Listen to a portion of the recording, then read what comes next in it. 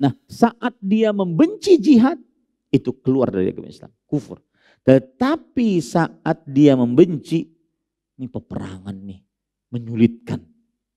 Peperangan banyak kehancuran, peperangan menyebabkan ketidakamanan dan seterusnya.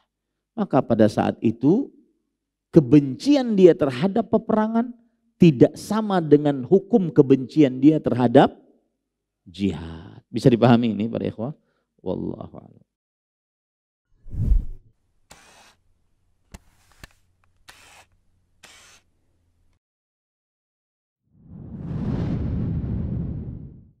Assalamualaikum warahmatullahi wabarakatuh. Bismillahirrahmanirrahim. Innal hamdalillah nahmaduhu wa nasta'inuhu wa nastaghfiruh wa na'udzu billahi min shururi anfusina wa sayyiati a'malina. Man yahdihillahu fala mudilla lahu wa man yudlil fala hadiya lahu. وأشهد أن لا إله إلا الله وحده لا شريك له وأشهد أن محمدا عبده ورسوله يا أيها الذين آمنوا اتقوا الله حق تقاته ولا تموتن إلا وأنتم مسلمون يا أيها الناس اتقوا ربكم الذي خلقكم من نفس واحدة وخلق منها زوجها وبث منهما رجالا كثيرا ونساء واتقوا الله الذي تساءلون به والأرحام إن الله كان عليكم رقيبا يا أيها الذين آمنوا اتقوا الله وقولوا قولا سديدا يصلح لكم أعمالكم ويغفر لكم ذنوبكم ومن يطع الله ورسوله فقد فاز فوزا عظيما أما بعد فإن أصدق الحديث كتاب الله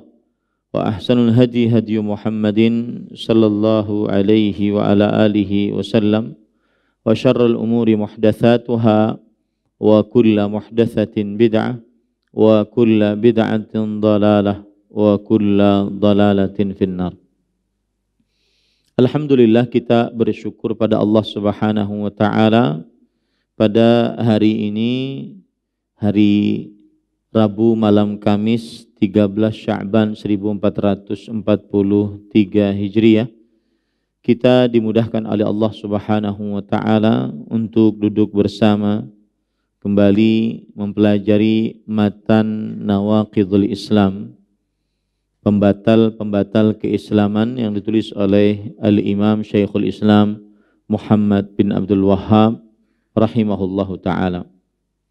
Salawat dan salam semoga selalu Allah berikan kepada Nabi kita Muhammad sallallahu alaihi wa ala alihi wasallam, pada keluarga beliau, para sahabat, serta orang-orang yang mengikuti beliau sampai hari kiamat kelak. Dengan nama-nama Allah yang husna dan sifat-sifatnya yang ulia, kita berdoa, Allahumma inna nas'aluka ilman nafi'an wa rizqan tayyiban wa amalan mutaqabbala, Allahumma amin. Ahibati fillah, afanillah wa iyyakum, kaum muslimin jamaah Masjid Imam Syafi'i Banjarmasin, Kalimantan Selatan yang saya cintai karena Allah. Semoga Allah Subhanahu wa taala selalu memberikan afiat kepada kita. Kita sebelum melanjutkan penjelasan pembatal-pembatal keislaman, ada pertanyaan yang disampaikan. Yang pertama adalah izin bertanya mengenai tren yang sedang ramai diperbincangkan dan diikuti beberapa hari ini, yaitu kuis hari bumi. Saya jabarkan bagaimana sistem kuis hari bumi tersebut. Pertama, kita menulis kuis hari bumi di Google. Setelah itu muncullah beberapa pertanyaan yang harus kita jawab. Setelah pertanyaan itu kita jawab, Google akan menentukan kita ini hewan seperti apa. Contoh, kamu adalah udang standu, misterius dan cantik. Kamu tidak pernah ragu untuk menyerang menggunakan cakarmu yang kuat, menyengat dan mencabik mangsa. Apakah ini seperti mempercayai zodiak dan kuis ini adalah ramalan? Tapi di sisi lain ada yang menjelaskan bahwa ini adalah psikologi atau ilmiah karena ada rincian terlebih dahulu atau data terlebih dahulu kita menjawab pertanyaan baru kesimpulan sejenis hipotesa yang didapatkan. Sedangkan ramalan langsung ditebak, misal tahun depan kita akan menikah, atau kesimpulan dulu baru rincian. Bagaimana pendapat Ustadz tentang hal ini? Apakah ini termasuk kesyirikan ataukah hal yang mubah? Karena banyak sekali ikhwah yang ikut-ikutan pada hal-hal tersebut sama sekali tidak menambah keimanan, bahkan mau disamakan dengan binatang. Hanya karena ikut-ikutan tren sosial media tanpa memikirkan apakah syirik atau bukan. Dan jika ini adalah kesyirikan bagi yang sudah melakukan, bagaimana hukumnya? Jazakallahu khairan wa barakallahu fikum. Bismillah walhamdulillah wassalatu wassalamu ala rasulillah wa ala alihi wa ashabihi wa man wala. Wa jazakumullahu khairan atas pertanyaannya.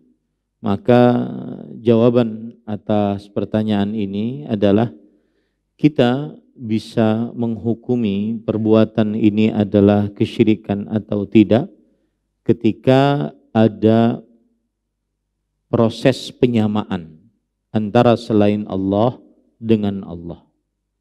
Di dalam perihal ramalan, misalkan seorang mempercayai apa yang akan disampaikan kepada tentang keadaan yang akan datang ataupun yang telah lalu.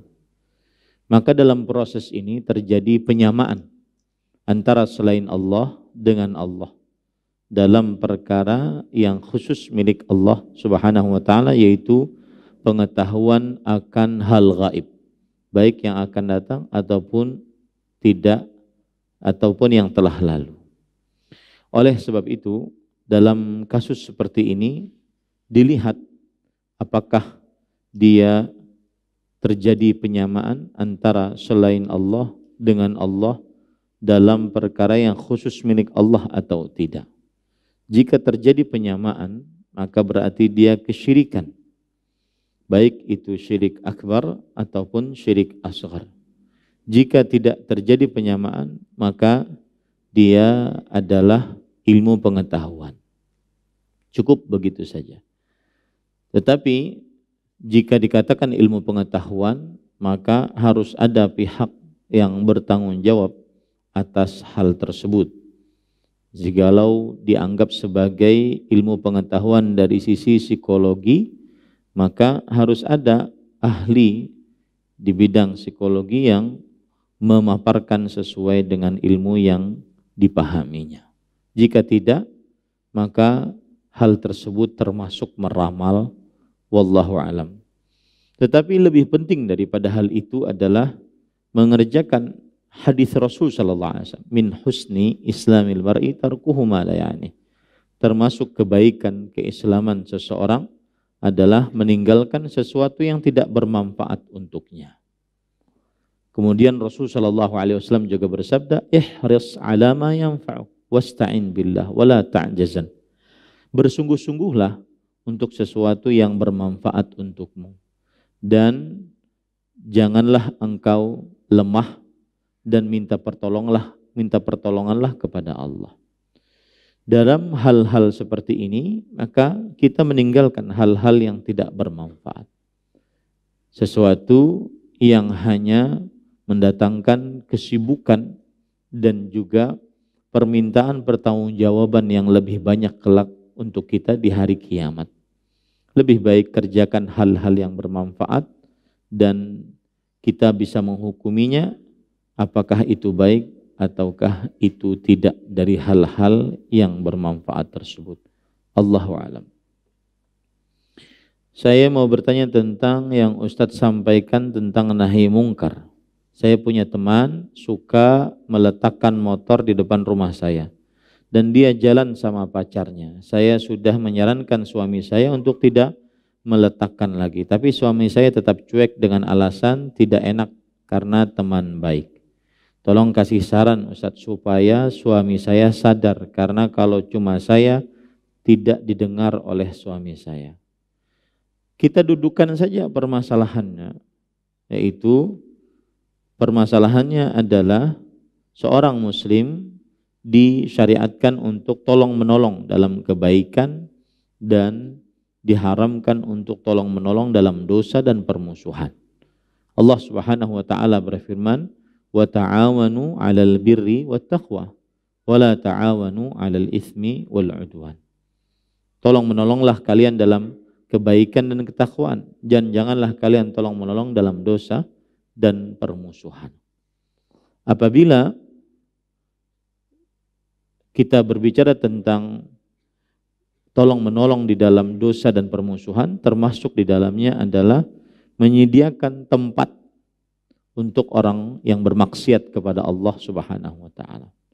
Maka pada saat itu orang yang bertauhid yang kuat, dia tidak akan peduli dengan keridhaan manusia atau kemurkaan manusia. Yang dia pedulikan adalah apakah Allah Subhanahu wa taala ridha atau tidak. Rasul sallallahu alaihi wasallam bersabda, "Manil tamasa ridhan nas bi sakhatillah, sakhitallahu alaihi wa askhata anhun nas." Barang siapa yang mencari keridhaan manusia dengan kemurkaan dari Allah, maka Allah akan murka kepadanya dan menjadikan manusia-manusia yang ridha tadi menjadi murka. Wa manil tamasa ridallah bi sakhatin nas, sakhitallah radhiyallahu anhu wa arda anhun nas. Barang siapa yang mencari keridhaan Allah dengan kemurkaan manusia, maka Allah Subhanahu wa taala akan ridha kepadanya dan menjadikan manusia yang murka akan ridha kepadanya. Maka jadilah seorang muslim yang apabila melihat kemungkaran dia melakukan amar ma'ruf dan nahi mungkar, sehingga menjadi manusia yang terbaik. Allah Subhanahu wa taala berfirman, "Kuntum khaira ummatin ukhrijat linnas, ta'muruna bil ma'ruf wa tanhauna 'anil munkar." Kalian adalah manusia yang terbaik yang diutus kepada manusia. Kapan kebaikan itu datang? Ketika kalian memerintahkan yang ma'ruf dan mencegah akan yang mungkar. Kaum Yahudi dilaknat oleh Allah. Lu'inal ladzina kafaru min bani Israil ala lisani Dawud wa Isa bin Maryam. Dzalika bi annahum kanu la yatanahawna 'an munkarin fa'aluh, labi'sa ma kanu yaf'alun.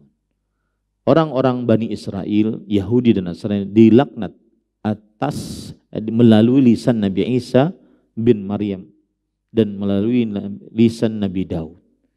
Yang demikian itu karena mereka tidak mengingkari apa yang terjadi dari kemungkaran di tengah-tengah mereka.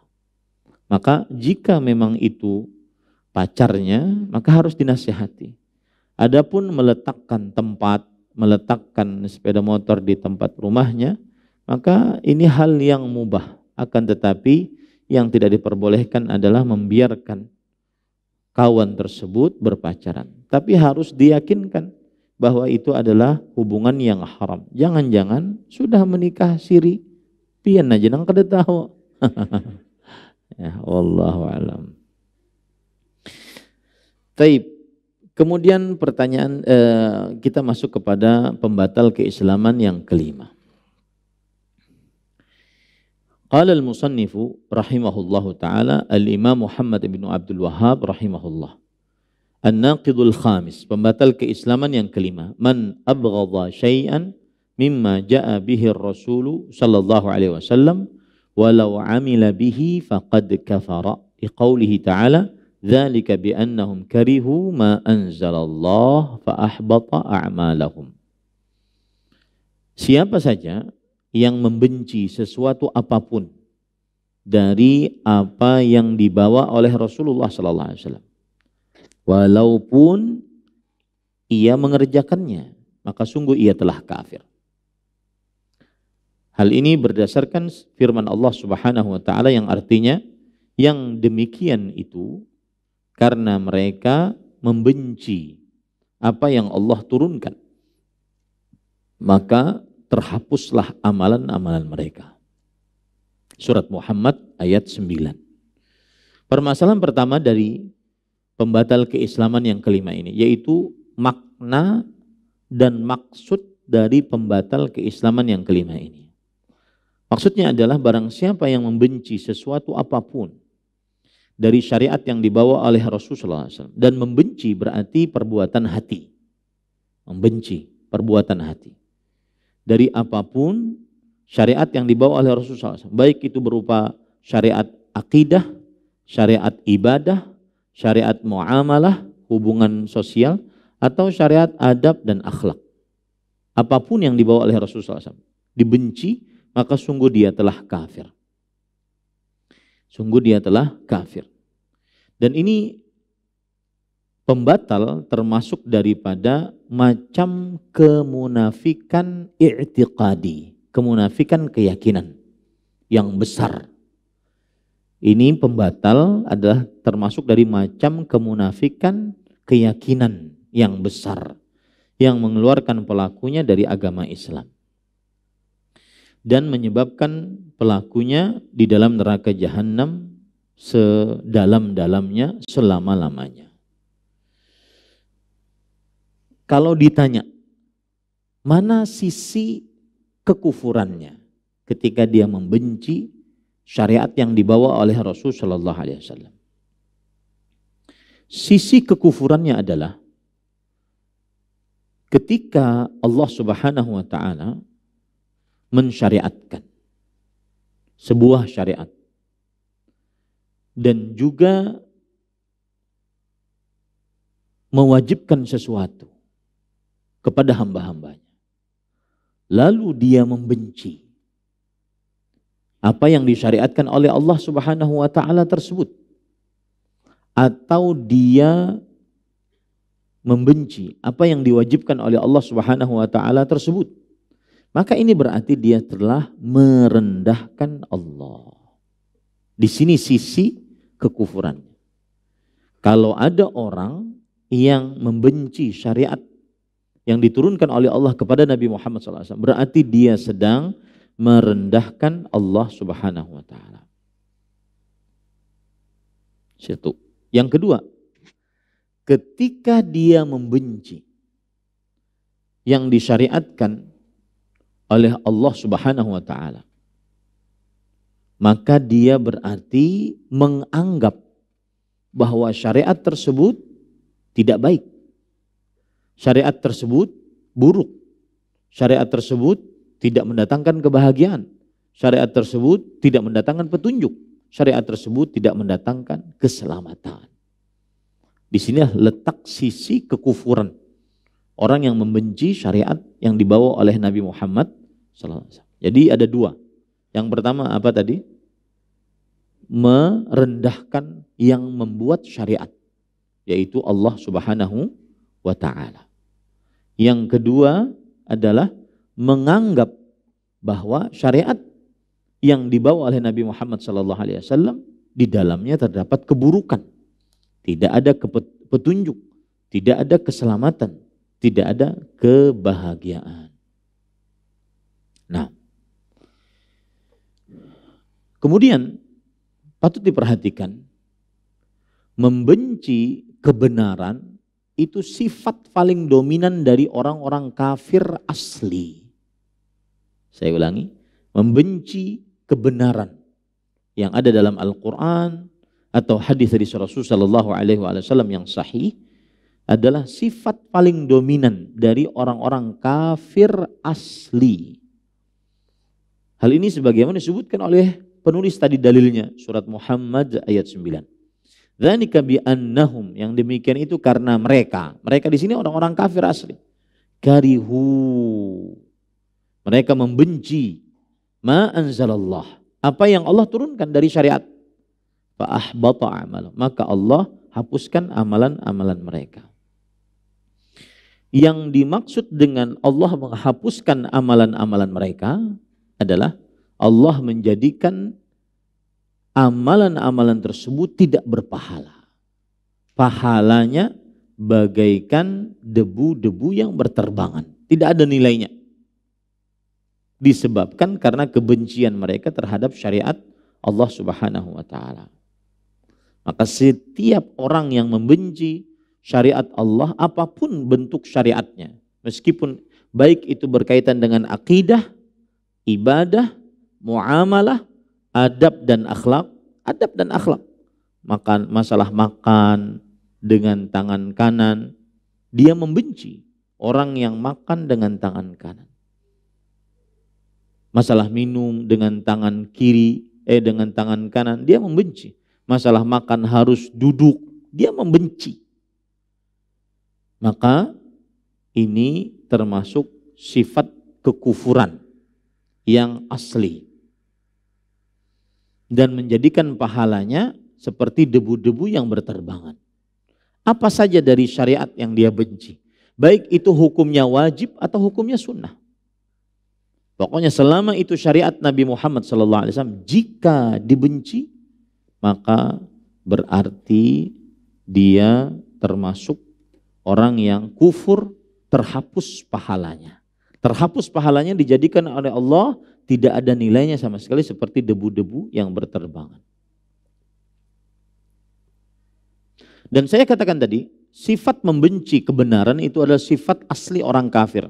Disebutkan oleh Allah dalam surat Al-Mu'minun ayat 70. Bal ja'ahum bil haq wa aktsaruhum lil haqqi karihun.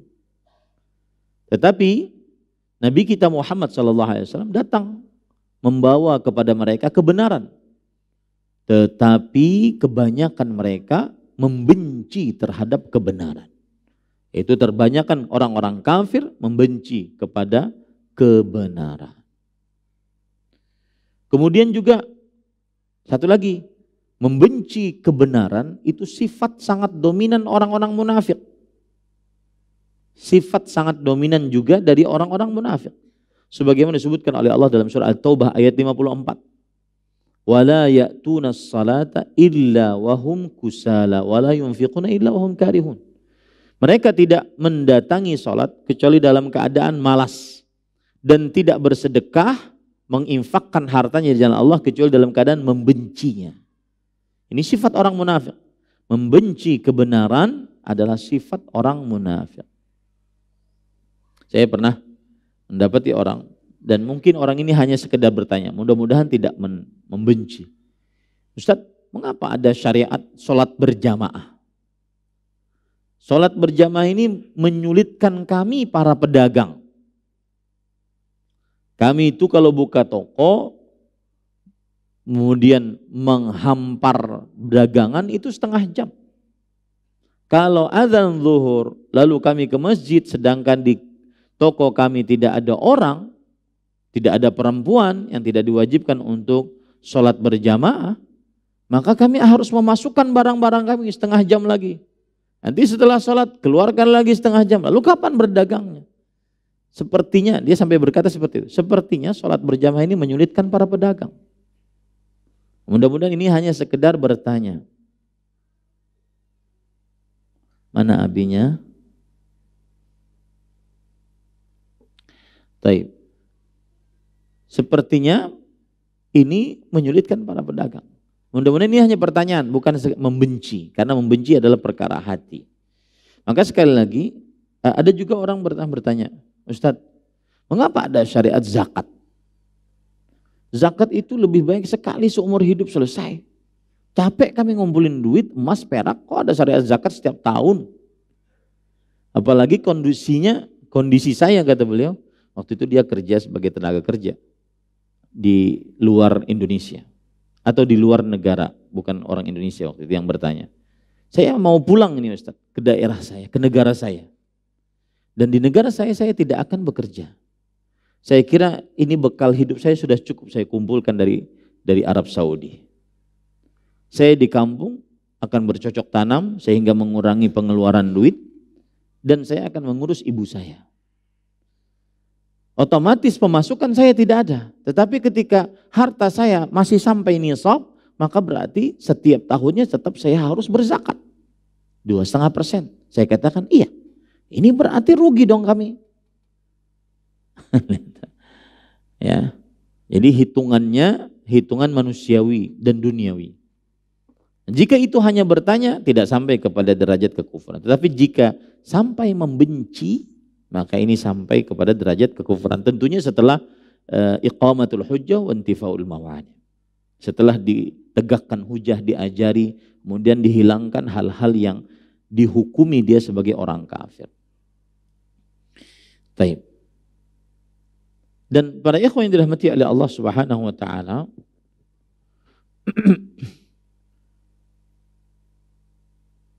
membenci syariat Allah sebagaimana sudah saya sebutkan tadi, termasuk kebiasaan orang-orang munafik. Ini juga disebutkan oleh Allah dalam surah At-Taubah ayat 81. Mereka membenci jihad. Farihal mukhallafuna bimaq'adihim khilafa Rasulillah wa karihu an yujahidu bi amwalihim wa anfusihim fi sabilillah. Orang-orang yang tidak ikut berperang, mereka gembira dengan duduknya mereka menyelisihi Rasulullah SAW. Dan mereka membenci untuk berjihad dengan harta dan diri mereka di jalan Allah Subhanahu wa taala. Nah, ini hati-hati. Membenci termasuk daripada menyebabkan kepada kekufuran. Dan yang patut diperhatikan di sini, walau amila bihi. Kata penulis kan tadi, siapa yang membenci sesuatu apapun dari syariat yang dibawa oleh Rasulullah SAW meskipun mengerjakannya. Membenci sholat, meskipun dia sholat. Membenci puasa, meskipun dia puasa.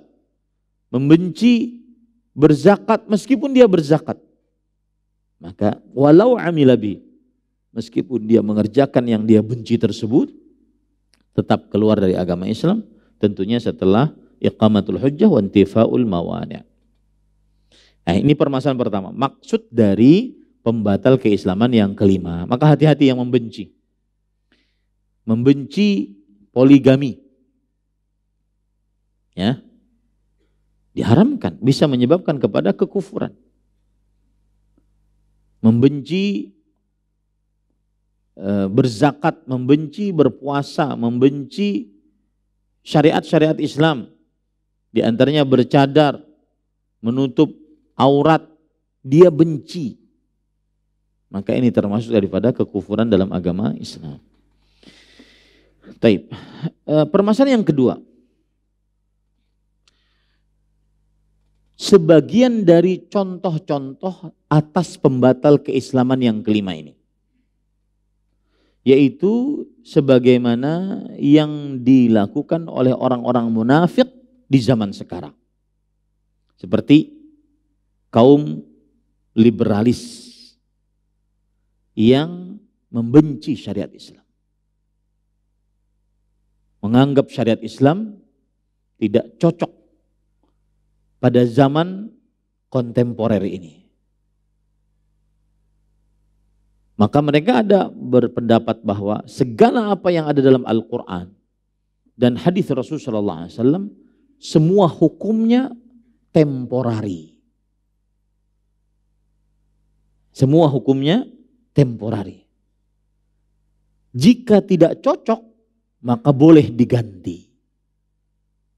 Ini termasuk daripada kebencian terhadap syariat Islam. Islamofobia, benci terhadap orang mengerjakan keislaman.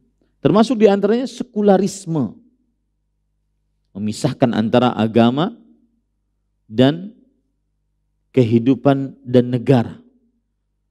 Ini termasuk daripada kebencian terhadap syariat Islam.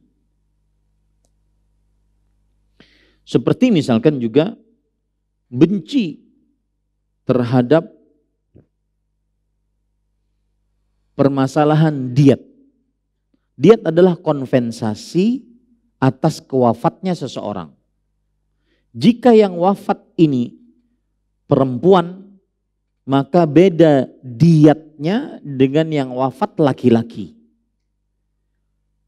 Diat perempuan setengah daripada diat laki-laki. Saya beri contoh misalkan, diat perempuan 500 juta. Sedangkan diat nyawa laki-laki 1 miliar. Setengah daripada laki-laki. Artinya gini, kalau ada orang dibunuh keluarga perempuannya, kemudian dia memaafkan atas yang membunuhnya ini. Dia memaafkan. Tetapi harus bayar diat kompensasi. Maka kompensasinya kalau perempuan setengah diatnya daripada laki-laki. Sebagian yang lebih mengedepankan akal dibandingkan dalil dari Al-Quran dan hadis mengatakan ini penghinaan terhadap perempuan. Islam tidak menghargai perempuan. Karena berbeda harga nyawa perempuan dengan harga nyawa laki-laki. Nah, ini contoh ya. Seperti misalkan juga mereka tidak setuju dan membenci hadis Rasul sallallahu alaihi wasallam riwayat Bukhari dan Muslim tentang kurangnya akal perempuan. Rasul sallallahu alaihi wasallam bersabda, "Ma ra'aitu min naqisati aqlin wa din adhhaba lilubbir rajulil hazimi minkun ihdakun." Aku tidak pernah melihat yang wanita-wanita yang kurang akalnya dan agamanya lebih dapat menghilangkan akal seorang lelaki yang kokoh dari kalian dibandingkan para perempuan tersebut. Ini hadis mereka cela karena mereka menganggap bahwa ini pelecehan terhadap perempuan. Padahal dalam hadis riwayat Abdullah bin Umar yang diriwayatkan oleh Imam Muslim, Rasulullah SAW bersabda, "Amma nuqsanul aqli fa syahadatu imratain ta'dilu syahadata rajulin." Yang artinya, adapun yang dimaksud kurangnya akal adalah ketika persaksian, maka dua orang perempuan senilai dengan persaksian satu orang laki-laki. Itu yang dimaksud. Nah ini, para ikhwan yang dirahmati oleh Allah Subhanahu wa taala. Termasuk juga membenci tadi poligami, memeranginya, dan seterusnya. Karena menganggap bahwasanya ini adalah penyebar kerusakan di tengah rumah tangga. Penyebar kerusakan di tengah-tengah. Dan harus diletakkan di sini perbedaan antara istri kedua dengan seorang yang merebut laki orang tanpa menjadi istri. Istri kedua tidak ada kekeliruan di dalamnya. Sedangkan seorang yang menjadi selingkuhan, kemudian akhirnya suami berselingkuh dengan perempuan tersebut, maka ini tercela. Sedangkan yang menikah untuk kedua kalinya, ketiga kalinya, ketika keempat kalinya, itu syariat Allah Subhanahu wa ta'ala. Tapi saya ingin mengingatkan pada ikhwan yang dirahmati oleh Allah Subhanahu wa ta'ala bahwa laki-laki pun ketika berbicara tentang poligami seperti ini, dia harus tahu kapasitas dirinya. Tidak boleh dia asal di dalam melaksanakan syariat ini.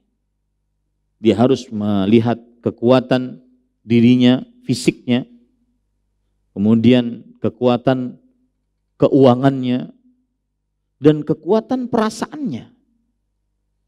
Sehingga tidak bermudah-mudah melaksanakan syariat ini. Kemudian juga kebencian terhadap hukum-hukum had dalam Islam. Seperti hukum had untuk mencuri, pencuri. Hukum had untuk orang yang meminum khamar. Hukum had untuk orang yang membunuh dengan sengaja seorang mukmin tanpa kebenaran. Hukum had untuk berzina. Maka para ikhwan yang dirahmati oleh Allah Subhanahu wa taala, ini tidak boleh dibenci. Dan harus selalu kita ingat, petunjuk Allah pasti berakhir kepada kebaikan. Dzalika khairun wa ahsanu ta'wila.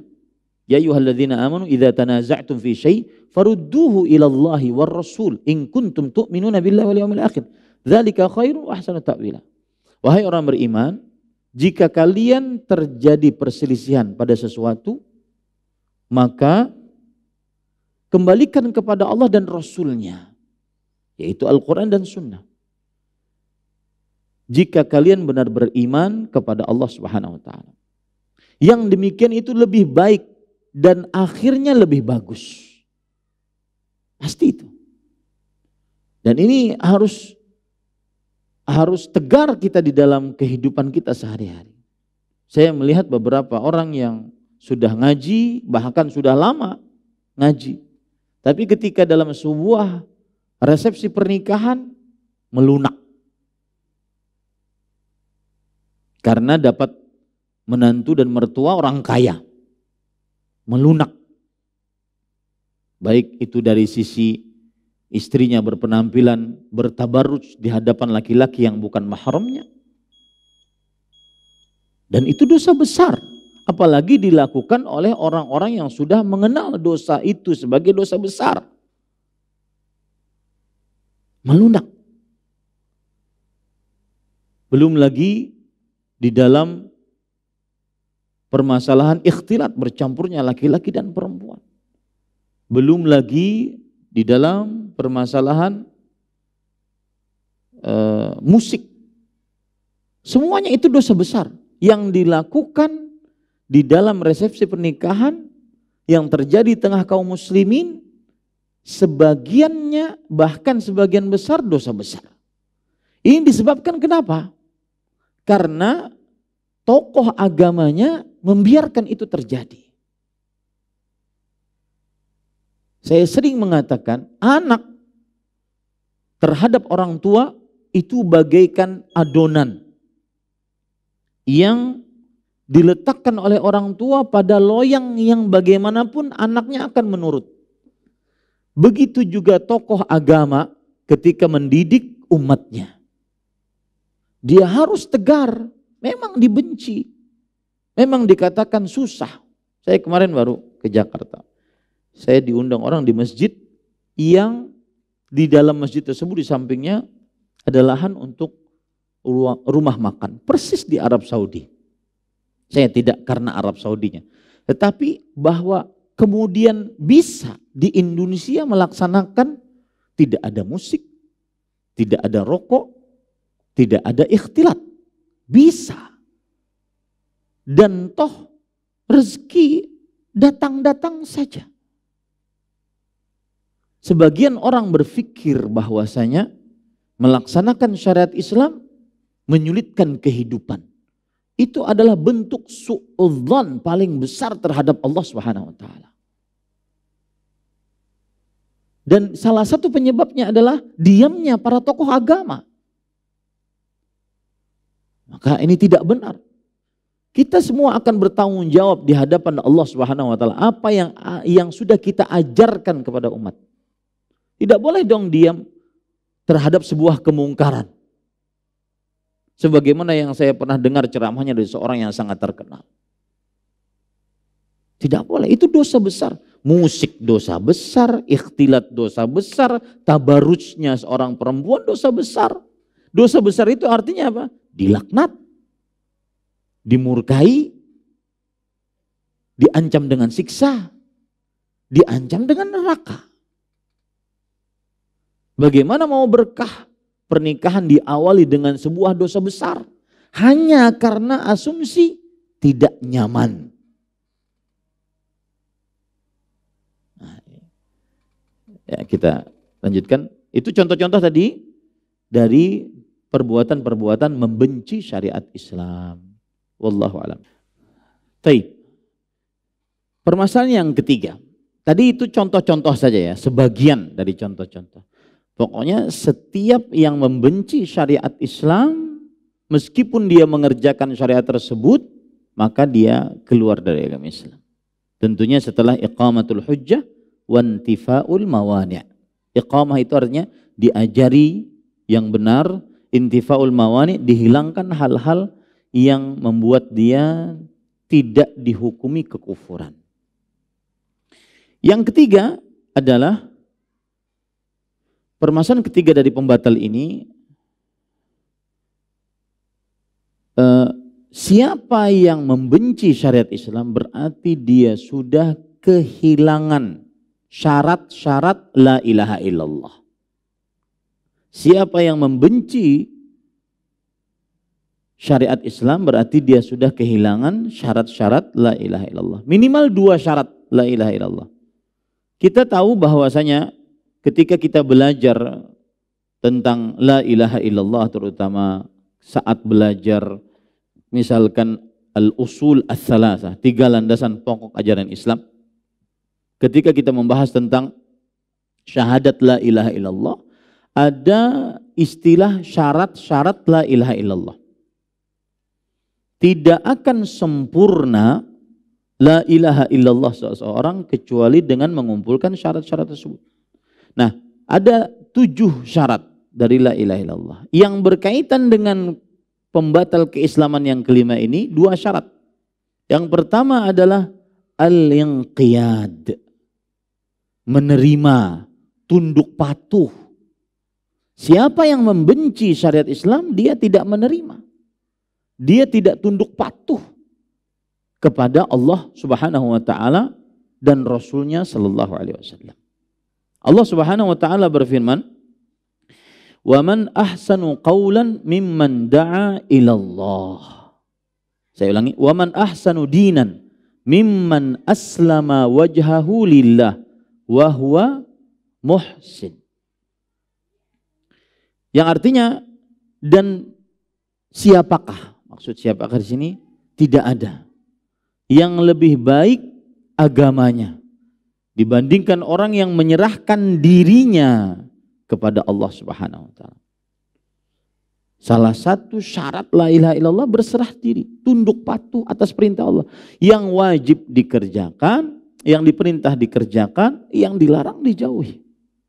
Tidak ada mencela-mencela. Misalkan, wahai Rasulullah, kenapa diharuskan tawaf 7 putaran? Sudah terima saja. Kenapa sholat 5 waktu? Kenapa subuh 2 rakaat padahal habis tidur? Tidak ada. Terima saja. Sama hukum-hukum had tadi kita terima saja.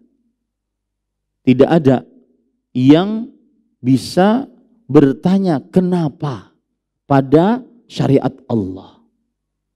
Allah berfirman dalam Al-Quran, "La yus'alu amma yaf'alu wa hum yus'alun."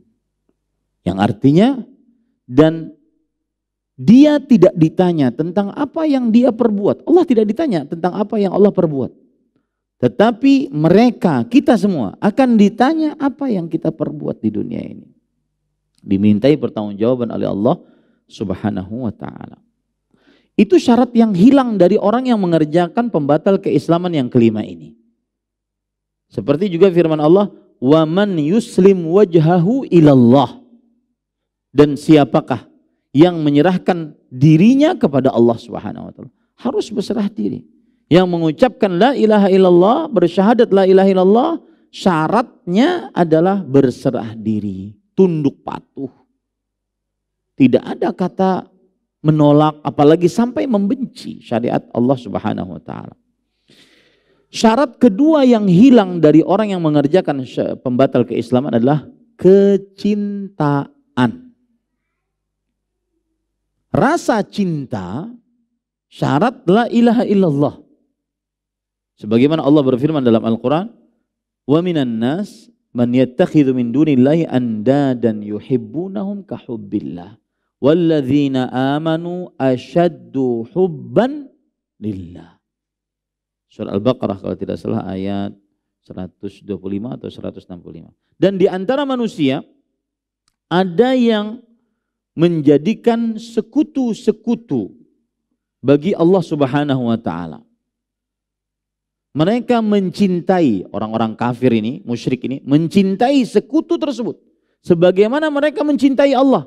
Berarti mereka cinta kepada Allah, tapi mereka juga cinta kepada sekutu tersebut. Mereka cinta kepada Allah, tapi mereka cinta kepada berhala. Mereka cinta kepada Allah, tapi mereka cinta kepada orang mati. Mereka cinta kepada Allah, tetapi mereka cinta kepada sekutu-sekutu selain Allah Subhanahu wa taala. Dan orang-orang beriman lebih cinta kepada Allah. Lihat, Orang-orang yang beriman lebih cinta kepada Allah. Saya ingin bertanya kepada Bapak Ibu saudara-saudari sekalian. Itu surah Al-Baqarah ayat 165. Apa yang dimaksud lebih cinta kepada Allah daripada orang-orang kafir? Lebih cinta yang mana? Saya ingin perjelas ya. Orang-orang musyrik mencintai Allah, mencintai juga selain Allah. Baik, paham sampai sini? Orang-orang beriman lebih cinta kepada Allah dibandingkan orang-orang musyrik. Lebih cinta apa? Lebih cinta daripada cintanya orang musyrik kepada Allah, atau lebih cintanya orang musyrik kepada sekutu selain Allah? Mana yang pian pilih? Atau pian belum paham? Orang beriman lebih cinta, kan ayatnya berbunyi walladzina amanu asyaddu hubban lillah. Adapun orang-orang yang beriman sangat cinta kepada Allah. Lebih cinta kepada Allah itu dari mananya dibandingkan orang musyrik? Orang beriman lebih mencintai Allah dibandingkan orang musyrik mencintai Allah. Begitu?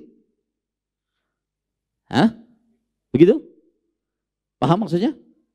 Orang beriman lebih cinta kepada Allah dibandingkan orang musyrik cinta kepada Allah. Begitu? Itu yang dimaksud.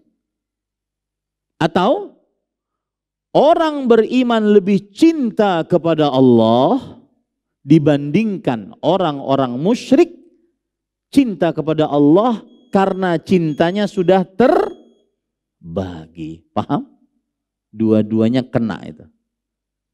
Pokoknya orang beriman lebih cinta kepada Allah dibandingkan dua kemungkinan tadi. Mau orang musyrik cintanya kepada Allah, orang musyrik kan cinta juga kepada Allah. Cuma dia mensyirikkan Allah. Orang beriman lebih cinta kepada Allah dibandingkan orang musyrik cintanya kepada Allah.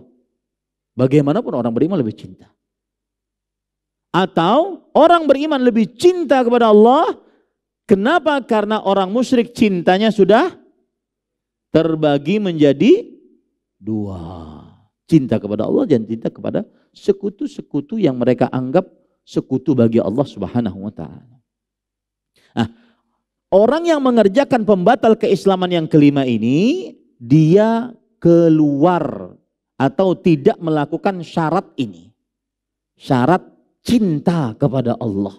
Karena orang cinta tidak mungkin membenci. Paham ini? Orang cinta tidak mungkin membenci. Dan syarat la ilaha illallah wajib mencintai Allah. Bagaimana orang mau bersyahadat kalau membenci Allah? Gak mungkin. Bagaimana orang mau sholat kalau membenci Allah Subhanahu wa ta'ala? Bagaimana orang mau mengerjakan syariat Islam kalau membenci Allah Subhanahu wa ta'ala? Baik. Permasalahan selanjutnya. Permasalahan yang keempat.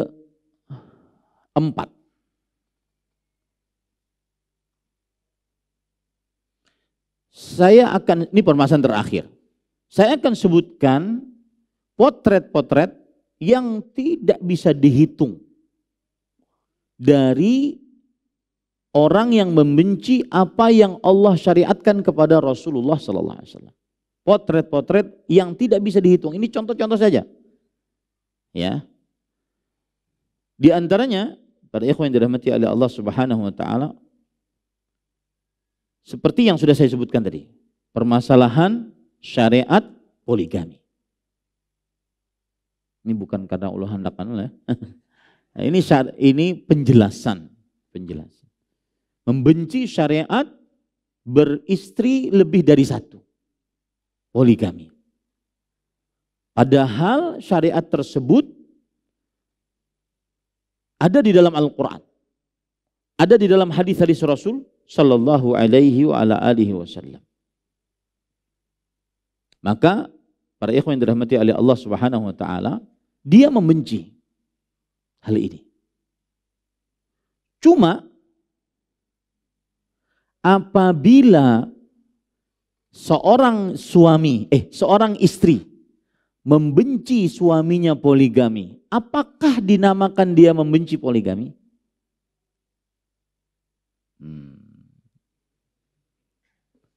Berarti ada celah satai kata bebinian. Ada celah ulun berdiskusi lawan laki kalau gitu. Saya membenci kamu untuk menikah lagi. Apakah itu dinamakan dia membenci poligami? Tidak. Makanya diperbolehkan seorang perempuan mengajukan syarat ketika sebelum akad nikah, disebut dengan syarat pranikah. Saya mau menerima lamaran si fulan bin fulan nang bungas ini, tapi dengan syarat saya tidak mau dipoligami. Boleh. Kenapa? Karena dia membenci suaminya, bukan membenci syariatnya. Oh, ada masukan sudah.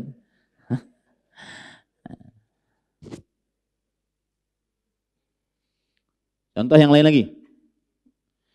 Membenci syariat wudu. Ini menyebabkan kepada kekufuran. Menyebabkan kepada kekufuran. Jika dia membenci syariat wudu tersebut. Kenapa? Syariat wudu adalah syariat yang Allah Subhanahu wa taala syariatkan kepada Nabi Muhammad sallallahu alaihi wasallam. Tetapi jika seorang yang berwudu kemudian dia membenci untuk berwudu dalam keadaan dingin, tidak suka berwudu dalam keadaan dingin, apakah dinamakan dia membenci wudu? Tidak. Membencinya karena dinginnya. Paham ya para ikhwah? Nah, ini contoh-contoh potret kebencian tetapi tidak mengeluarkan dari agama Islam. Contoh yang lain lagi. Membenci jihad. Jihad syariat Allah, bahkan disebutkan oleh Rasulullah SAW, "Dzirwatu sanamihi al-jihadu fi sabilillah." Yang artinya, dan amalan paling tinggi dalam Islam. Kalau kita lihat onta itu akan ada punuknya. Pucuk punuk unta itu disebut dengan dzirwatu sanam. Berarti amalan paling tinggi, paling pucuk dalam Islam adalah berjihad di jalan Allah. Membenci jihad maka kufur. Tetapi seseorang membenci peperangan karena peperangannya, karena akan terjadi meninggalkan keluarga, meninggalkan harta, meninggalkan anak, istri, membenci peperangan. Apakah keluar dari Islam? Tidak. Yang keluar dari Islam adalah membenci jihad di jalan Allah. Kalau seandainya dia sudah ada pensyariatan jihad yang syar'i, seperti misalkan ada pemimpin muslim yang sah memerintahkan kepada kaum muslimin agar infiru, keluar kalian berjihad, bela negara kalian dan agama kalian. Maka wajib pada saat itu sebagai seorang muslim balik berakal, sehat, dia wajib untuk mempertahankan negara dan agamanya. Nah, saat dia membenci jihad, itu keluar dari agama Islam, kufur. Tetapi saat dia membenci, ini peperangan nih, menyulitkan. Peperangan banyak kehancuran, peperangan menyebabkan ketidakamanan dan seterusnya. Maka pada saat itu kebencian dia terhadap peperangan tidak sama dengan hukum kebencian dia terhadap jihad. Bisa dipahami ini para ikhwah? Wallahu a'lam. Kemudian para ikhwah yang dirahmati oleh Allah Subhanahu wa taala, termasuk yang patut diperhatikan juga. Nih, hati-hati. Saat seseorang tidak terima, diingkari kemungkarannya, apakah dinamakan dia membenci? Ingkar mungkarnya? Saya beri contoh. Ada orang suka minum khamr, Kemudian kita ingkari. Wahai fulan, minum khamar haram. Dosa besar berdasarkan ayat tegas dari Al-Quran. Maka dia membenci, pengingkaran dia kepada dirinya. Sudah, kau usah pikirkan aku. Yang minum aku juga. Yang mabuk-mabuk aku juga. Apakah dinamakan dia mengingkari pengingkaran kemungkaran? Tidak. Dia hanya tidak suka ada orang yang mengingkari kemungkarannya. Kalau ditanya apakah engkau menghalalkan khamr? Maka tentunya tidak. Hanya hawa nafsu yang membuat dia menjawab seperti itu. Beda hal kalau seandainya dia jawabannya begini. Sudah dia menjikam, masuk neraka aku juga. Ini masalah. Kenapa? Karena timbul sifat kesombongan yang menyebabkan dia akhirnya menolak kebenaran. Ini tuh masalah. Itu semua adalah contoh-contoh dari mengingkari membenci sesuatu tetapi tidak menyebabkan kepada perbuatan keluar dari agama Islam. Baik. Ini kira-kira yang bisa saya sampaikan tentang kajian kita pembatal keislaman yang kelima. InsyaAllah ta'ala kita lanjutkan pada pertemuan yang akan datang pada pembatal keislaman yang keenam. Dan sebelum kajian selesai saya ingin mengingatkan beberapa poin. Yang pertama yaitu tentang apa yang terjadi tadi sebelum sholat maghrib. Berdiri menunggu imam. Itu belum dikerjakan oleh para sahabat Nabi radhiyallahu anhu. Para ulama rahimahumullah ta'ala berikhtilaf tentang waktu kapan makmum bangun saat diiqamahkan sholat. Ini ikhtilaf di antara para ulama. Kapan makmum bangun saat diiqamahkan sholat. Ada yang mengatakan makmum bangun saat dimulai iqamah. Allahu Akbar Allah, bangun tuh. Dan ini pendapat para ulama salaf, di antaranya Atha bin Abi Rabah, kemudian Imam Al-Auza'i. Ada lagi yang mengatakan ketika ucapan hayya 'alas shalah, hayya 'alal falah, maka dia bangun. Pendapat yang kedua, dan ini pendapat Imam Abu Hanifah. Ada lagi yang mengatakan yaitu ketika sudah selesai iqamah. Allahu Akbar, la ilaha illallah, baru bangun. Ini pendapat Imam Asy-Syafi'i rahimahullah ta'ala. Ada lagi yang mengatakan bangunnya tidak dibatasi dengan waktu. Pokoknya kapan iqamah, entah di awal, di tengah, di akhir iqamah, dia bangun. Dan ini adalah pendapat Imam Ahmad rahimahullah ta'ala. Belum ada dalil yang menegaskan bahwa kapan makmum bangun saat iqamah. Jadi pendapat yang lebih kita kuatkan pendapat Imam Ahmad. Kapan saja dia bangun diperbolehkan. Karena belum ada dalil tegas akan hal tersebut. Nah, yang juga belum ada dalil adalah pian bangun sebelum iqamah.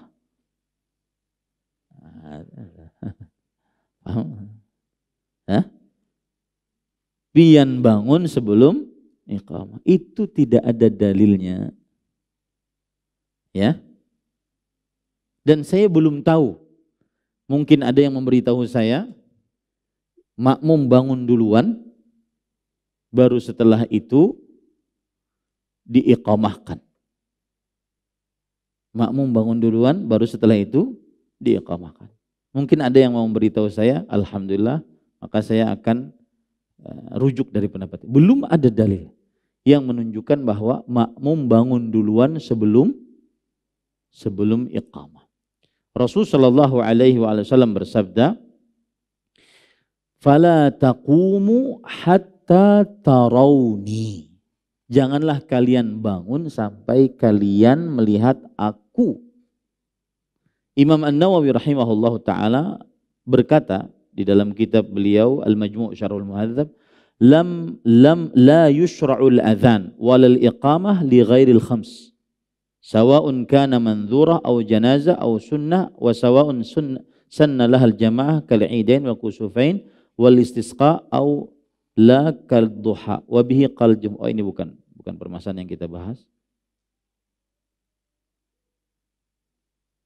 Nah, Imam Ibnu Utsaimin berkata, lam taridis sunnatu muhaddadah li mawdi'il qiyam. Belum ada sunnahnya pembatasan untuk kapan bangun dari iqamah. Illa anna Nabi sallallahu alaihi wasallam qaal, kecuali Nabi Muhammad SAW bersabda, la taqumu hatta tarawni. Janganlah kalian bangun sampai kalian melihat aku. Famata qamal insan fi awalil iqamah au fi athna'il iqamah au inda intihaiya fa kullu dzalika jaiz. Maka kapan saja seorang bangun di awal iqamah, di tengah iqamah, atau sebelum iqamah, akhir iqamah, maka seluruhnya boleh. Yang belum ada dalilnya sekali lagi kapan? Sebelum iqamah. Nah itu yang ada yang melakukan itu, takuni mana dalilnya?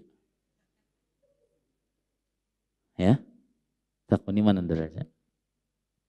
Kalau ada dalilnya, alhamdulillah. Nah, dan itu semua akibat jampian. Ya, sudah 15 menit, imamnya belum datang, maka bangun. Siapa yang nyuruh bangun? Kededa. Taib. Kemudian yang kedua yang saya ingatkan adalah yaitu pentingnya menimba ilmu agama. Karena saya lihat sebagian orang-orang yang dulu semangat menimba ilmu agama sudah mulai luntur. Pentingnya menimba ilmu agama. Pentingnya menimba ilmu agama sebelum beramal dilihat dari beberapa sisi. Satu, Allah berfirman, "Wa ma khalaqtul jinna wal insa illa liya'budun." Tidaklah kuciptakan jin dan manusia kecuali supaya mereka beribadah kepadaku. Ibadah tidak dapat dikerjakan kecuali dengan ilmu agama. Artinya tujuan penciptaan kita tidak dapat kita kerjakan kecuali dengan menuntut ilmu agama. Maka hadirlah di majelis ilmu. Apalagi sesudah kita terhalang untuk bermajelis ilmu hampir selama 2 tahun lebih, maka sekarang sudah dimudahkan. Hadirlah di majelis ilmu. Kemudian yang kedua, pentingnya menimba ilmu agama sebelum beramal adalah menimba ilmu agama hukumnya wajib. Yang tidak menimba ilmu agama berdosa.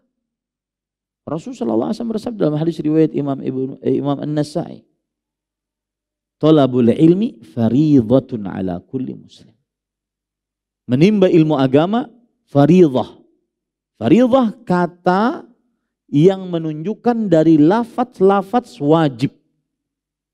Yang maknanya perintah yang sangat ditekankan, berdosa siapa yang meninggalkannya dengan sengaja. 2. Hukum menimba ilmu agama wajib, berdosa yang meninggalkannya. Yang ketiga, pentingnya berilmu, menimba ilmu agama sebelum beramal adalah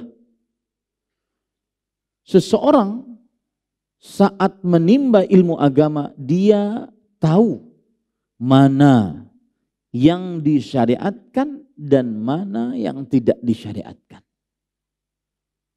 Akhirnya dia bisa tahu mana yang bisa diamalkan, mana yang tidak boleh diamalkan.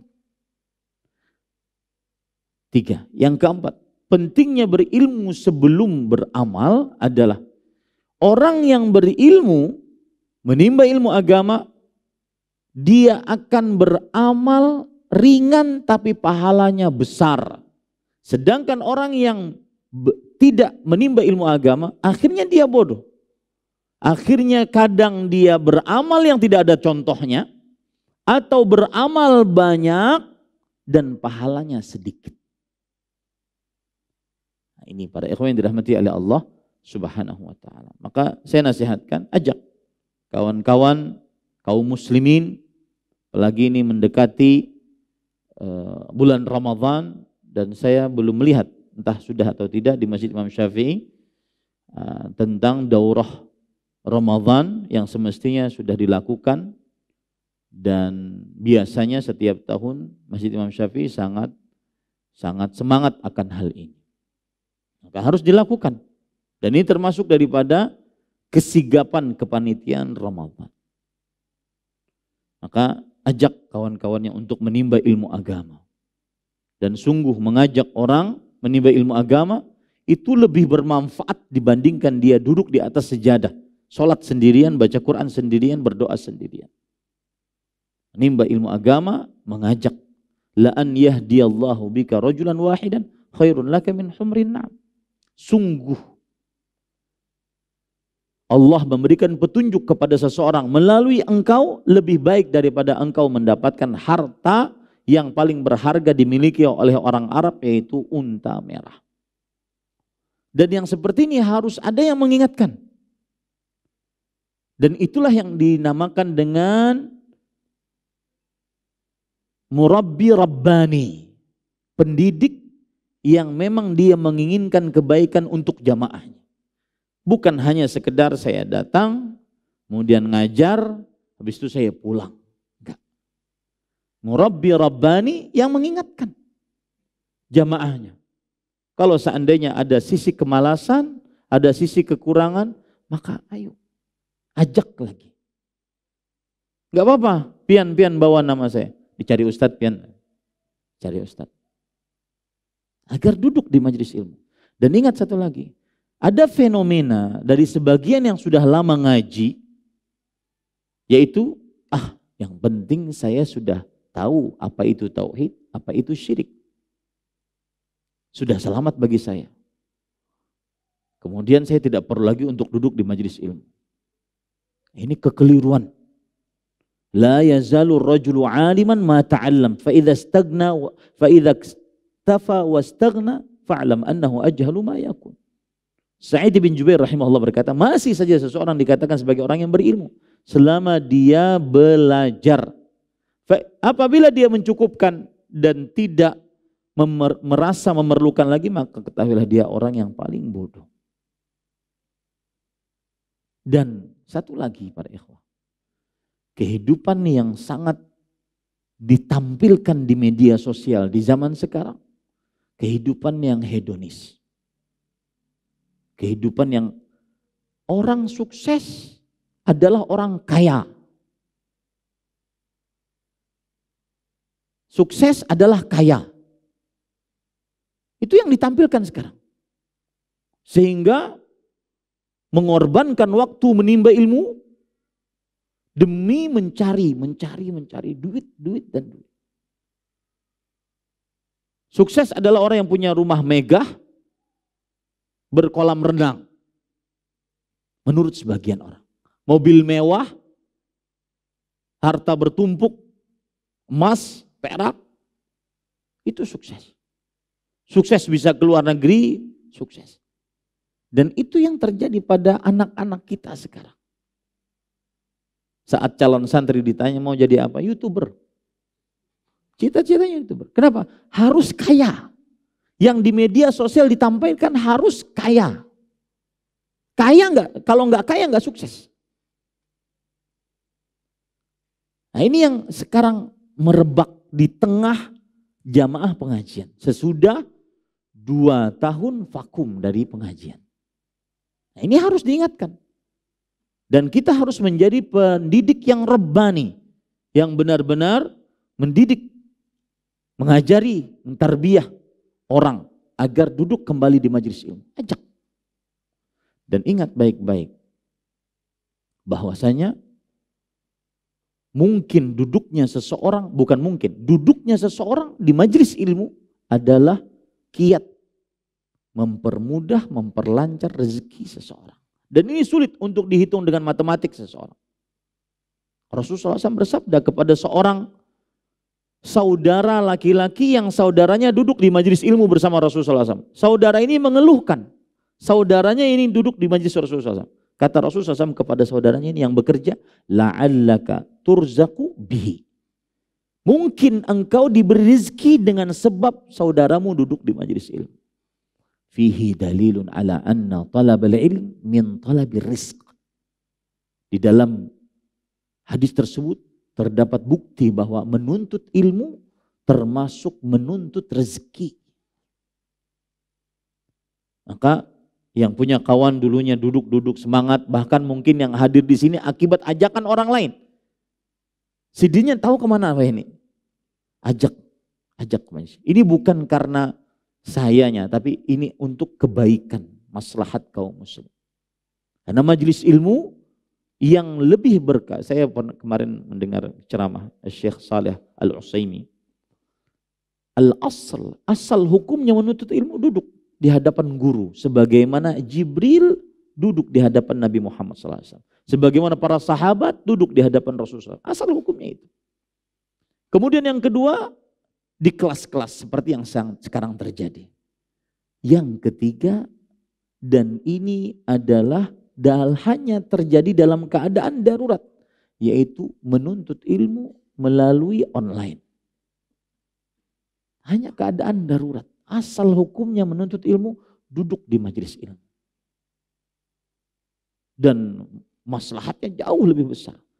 Pian online betelanjangin kawan duduk. Ya. Sebagian orang kadang-kadang ngisi pengajian karena dia online, celana sepaha. Di sini banyak kelihatan. Beda dengan di majelis ilmu. Habis sholat qobliyah, kemudian khusyuk berzikir, diisi dengan majlis nunggu azan, kemudian sholat berjamaah bersama pulang, jauh beda. Maka ajak kaum muslimin untuk duduk di majelis ilmu. Dan saya nasihatkan kepada Rifqan TV dan juga Masjid Imam Syafi'i agar sebarkan ajakan untuk menimba ilmu. Jangan ikut-ikutan apa yang terjadi di media sosial. Masalah wayang, masalah ini, masalah itu, masalah logo halal. Ngapain? Ribut lawan itu. Tidak menghasilkan apa-apa. Ribut dengan ilmu, amal, dan dakwah. Itu pesan guru ulun Syekh Al-Allamah Ibrahim bin Amir Ar-Ruhaili hafizahullah. Terakhir ulun ketemu di Solo sebelum pandemi. Sibukkan istaghil bil ilm wal amal wad da'wah. Sibukkan dengan itu. Ajak. Saya beri target kepada Rifqan TV, pekan ini harus selesai 3 video untuk mengajak. Jangan yang ribut-ribut macam-macam. Ya, ini lebih bermanfaat. Imam Syafi'i juga cari. Dan itu bermanfaat untuk kaum muslimin dimanapun. Kita di zaman media sosial. Ini yang bisa saya sampaikan, yang bisa kita cukupkan dengan kafaratul majlis. Subhanakallahumma hamdik, asyhadu an la ilaha illa anta astaghfiruka wa atubu ilaik. Sallallahu nabiyana Muhammad walhamdulillahirabbil alamin. Wassalamualaikum warahmatullahi wabarakatuh. Terima kasih. Jazakumullah khairan wa barakallahu fikum. Video ini dibuat atas partisipasi dari donasi Anda. Semoga menjadi amal jariah bagi Anda semuanya.